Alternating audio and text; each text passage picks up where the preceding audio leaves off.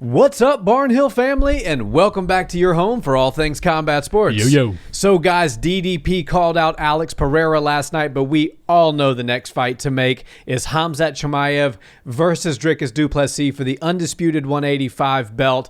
Nick and I are going to get into this fight and break it down from a technical perspective and give you our first thoughts on how this one might play out. Nick, let's dive into it, because after last night seeing the best version of DDP that we've seen against Sean Strickland at UFC 312, I'm really excited for this Khamzat fight, and I think it could go a lot of different ways. You know, a couple of things that I saw out of Dricus that I think are promising in his favor. He didn't fade in the championship rounds. Right. He's very durable, and he also has a really good gas tank, even though he throws a lot of dynamic stuff. Yeah.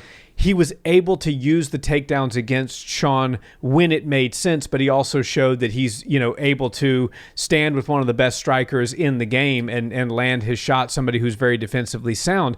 But what are your thoughts now, thinking about Khamzat's skill set and then what we've seen most recently out of DDP last night against Strickland? How could this fight potentially look? Well, the first thing that sticks out to me is the gas tank. You just mentioned it. Dricus du Plessis, when I watched him fight Darren Till, I was like, oh man, the biggest issue for this guy is his gas tank. Yeah. Because Darren Till was gassed out, but he was just as gassed out. I don't know what he's done, what's in the air in South Africa, but his gas tank is crazy. Marab might need to share the machine nickname with him if he keeps fighting like that at that sort of volume. But yeah, I think this is absolutely the fight the fans want to see. Khamzat Chimaev, I felt like he was ready for this next fight, the fight this past weekend. But I do feel like you do want to leave all the rocks. You want to turn over every rock, right? You don't want to leave anything unturned. And if he would have left the Strickland thing, I think there'd be a lot of people that still thought that Strickland was the champ and got robbed. But there's no question DDP's the number one middleweight. 5 rounds up, 5 rounds down, DDP. Exactly. He is absolutely the best middleweight in the world. And the gas tank is actually the indicator for me that tells me that Dricus du Plessis might not be the underdog in the next title fight. If we didn't get to see this fight take place, I believe Khamzat would have been the favorite, maybe a 2 to 3 to 1 favorite for the fight. But after we saw him do so well against Sean Strickland, who's very hard to hit, had so much success attacking the head, the body, and the legs, getting his takedowns when he needed to, and then more importantly, coming on strong in rounds 4 and 5, but also in round 3. That was the biggest tell for me, because the biggest issue that I thought Dricus had was his gas tank. That's not an issue anymore. And then the next biggest thing was I thought his awkward style was maybe a lack of technique or a lack of skills. That's not the case either. He's got a method to his madness. He's very good at what he does, and nobody else knows how to imitate it, so it's hard for people to prepare for him. So I think those two things stick out to me. And the other aspect on the Chimaev side is we've seen Chimaev get tired. Now, they're very similar in the fact that they both like to fight with tons of volume, tons of pressure. They don't let go off the gas for a second, and they don't take a step back. But somebody's going to have to give. And if we see Dricus go out there and fight the way he was fighting against Sean, which isn't even a very defensive style, it's just heavy offense, I think Khamzat Chimaev is going to be the one to tire out, because if he's not able to get those takedowns and he has to stand and strike with Dricus, all those awkward angles are going to start to come to play. I believe Dricus is a powerful striker, so they will start to wear on the legs, the head, and the body, just like they've done to the other opponents Dricus has had. And so I think Khamzat Chimaev, his best way to get his hand raised in this fight is to exhaust Dricus du Plessis. But after last night, we realized you can't do that on the feet. So I think he really does need to get those takedowns and get them early, start to zap the gas tank of Dricus, because I don't think Dricus is the kind of guy to play off his back. I don't think he's the kind of guy to work jiu-jitsu or work a guard. I think he wants to get the hell off the ground as soon as he gets there. And Khamzat Chimaev is the kind of guy that knows how to ride the wave. He knows how to follow you. Just watch the Kevin Holland highlight reel. That whole fight was a highlight reel of grappling, MMA grappling. So if he does that to Dricus, I believe he can tire him out. And later in the fights, it'll be a little bit more even as far as gas tank goes.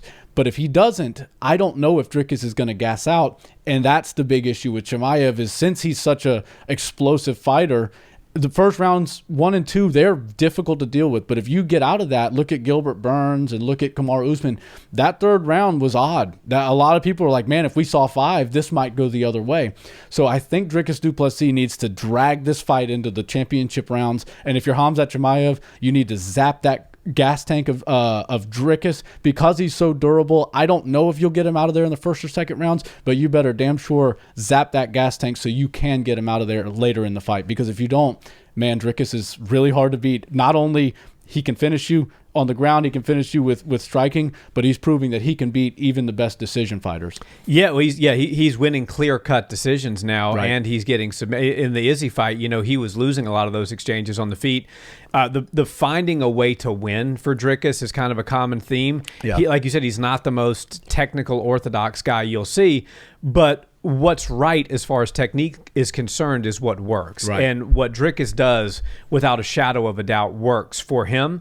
And it wouldn't work for anybody else on the roster, but he has found a groove that he can operate in, and he does really well in it. A Right. couple strikes that he used against Strickland that I think were really disruptive with Strickland's entries.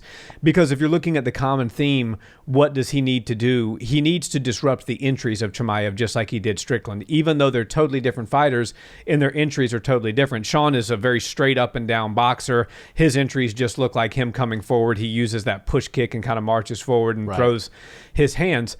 So what really worked last night were the leg kicks, the push kick to the quad to disrupt Sean, and that very powerful low calf kick that Dricus was throwing. Those two kicks won't work against Chimaev because Chimaev's entries look a lot more like level changes and blasting forward. Right. So what works in those scenarios?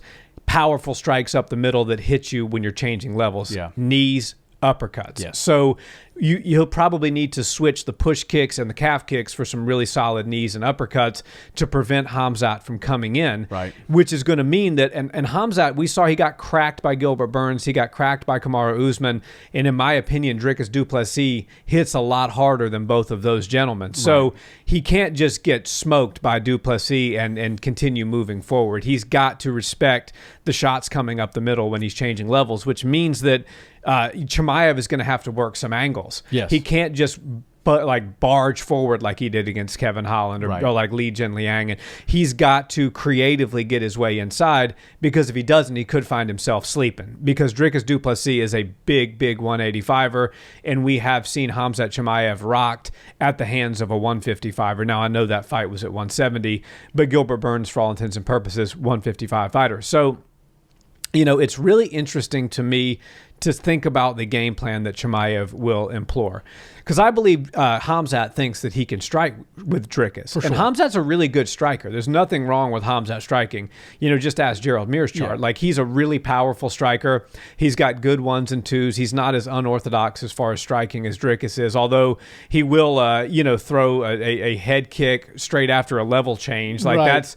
nobody really does that but Khamzat. But the thing to me that's going to really be the X factor is the ground game in this one, because I think that Khamzat is going to be able to get Dricus down. Yeah. But what happens when you get Dricus down? Dricus is a really good submission artist. He's got a lot. He submitted Izzy, one of the best 185ers of all time. Right. And he did it in quick time once he got him to the ground. So Dricus can certainly end a fight by submission.